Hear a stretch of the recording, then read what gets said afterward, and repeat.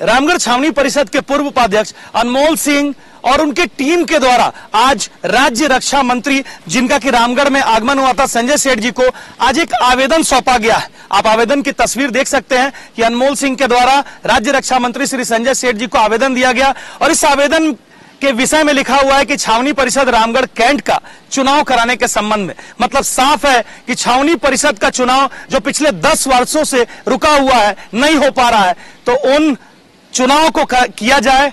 यहाँ पर हमारे साथ अनमोल सिंह जी मौजूद है। पहले तो अनमोल जी का आज आपको बता दें कि इनका जन्मदिन भी है और आज ये बहुत ही बेहतरीन मांग भी रखे हैं राज्य मंत्री जी के सामने। पहले आपको बहुत बहुत बधाई जन्मदिन की। धन्यवाद आपके चैनल के माध्यम। और क्या कुछ आज मांग रखे हैं? धन्यवाद आपको विनीत जी और आपके चैनल के माध्यम से समस्त रामगढ़ वासियों को आपकी तरफ से मैं आज मेरे जन्मदिन के बधाई देने पर शुभकामनाएं देता हूं।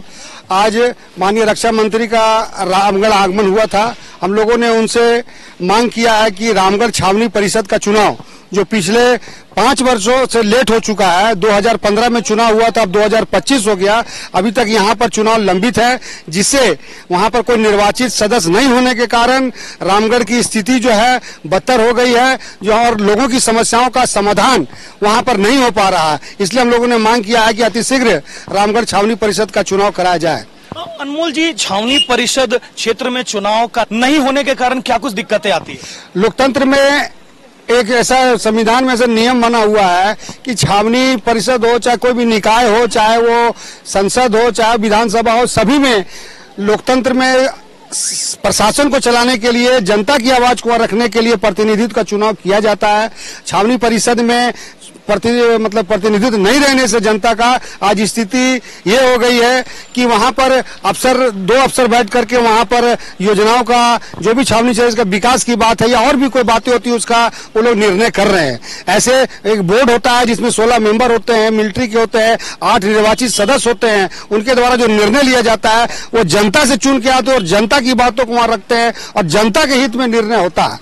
अनमोल जी, आपने अपने आवेदन में लिखा है कि आप और जनता छावनी परिषद की कार्यों से संतुष्ट है, और दूसरा है कि बिल्डिंग बायलॉज में आपने सुधार करने की भी मांग की है। किस प्रकार की सुधार आप चाहते हैं? हम लोग का स्पष्ट कहना है कि हम लोगों ने पहले भी मांग किया है, ये हमारे से पहले भी जो लोग तो हमेशा मांग करते आए हैं कि छावनी परिषद की 2 बहुत महत्वपूर्ण समस्याएं हैं।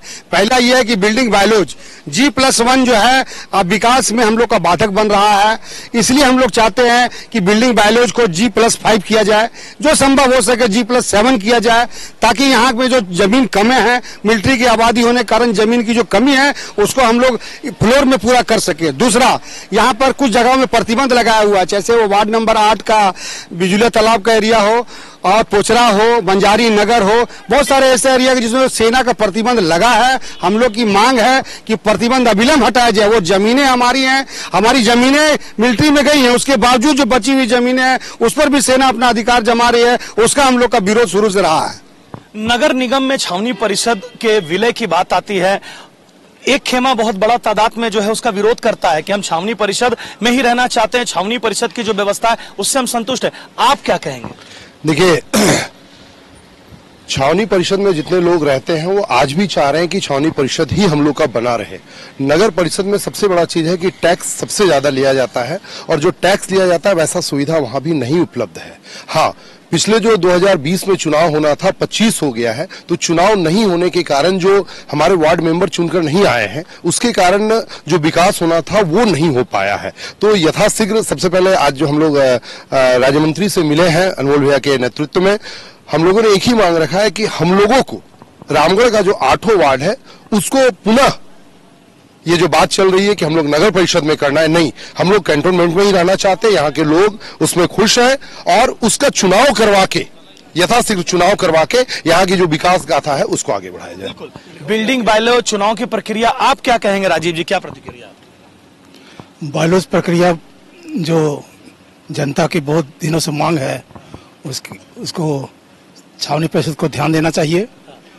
और दूसरा, छावनी परिषद आज के समय में बहुत अच्छा काम कर रहा है और केंद्र सरकार से मेरी मांग होगी कि छावनी परिषद को और अधिक सशक्त किया जाए और उनकी जो आर्थिक समस्या है उस पर भी वो ध्यान दे, और ताकि छावनी परिषद में रहने वाले जो जितने भी जनता है, सामान्य जन है, उनको अधिक से उसका लाभ मिल सके, यही मेरा। हेलो रामगढ़, अगर आप मेडिकल या इंजीनियरिंग मतलब नीट या जी की तैयारी कर रहे हैं तो आपके लिए है एक गोल्डन अपॉर्चुनिटी। मोशन एजुकेशन, जो पूरे भारत में अपने टॉप रिजल्ट और बेस्ट फैसिलिटीज के लिए जाना जाता है, आपके राजधानी शहर रांची में पिछले 5 वर्षों से बेहतरीन रिजल्ट दे रहा है। मोशन एजुकेशन मेडिकल और IIT जी की तैयारी के साथ साथ 12 बोर्ड की भी तैयारी कराता है। मोशन एजुकेशन छात्रों को डॉक्टर और इंजीनियर बनाने के सफर में 18 वर्षों का अनुभव रखता है और यही वजह है कि पूरे भारतवर्ष में मोशन की 80 से ज्यादा सेंटर है, जिसकी हेड ऑफिस राजस्थान कोटा में है। हर साल मोशन एजुकेशन जी नीट में सबसे ज्यादा सिलेक्शन सुनिश्चित कराता है। यहाँ रांची में आपको कोटा जैसी तमाम सुविधाएं मिलेंगी, वह भी एक ही जगह पर। यहाँ पर आपको मिलेगी limited batch size, self study की सुविधा, लाइब्रेरी फैसिलिटी, AI आधारित स्टडी मटेरियल और मोशन लर्निंग ऐप। इतना ही नहीं, यहाँ problem solving sessions, regular PTM एवं हर स्टूडेंट्स पर खासा ध्यान दिया जाता है ताकि ज्यादा से ज्यादा स्टूडेंट्स सफलता हासिल कर सके। इसलिए तो कहते हैं मोशन है तो भरोसा है। अधिक जानकारी के लिए स्क्रीन पर दिए गए नंबर पर कांटेक्ट करें।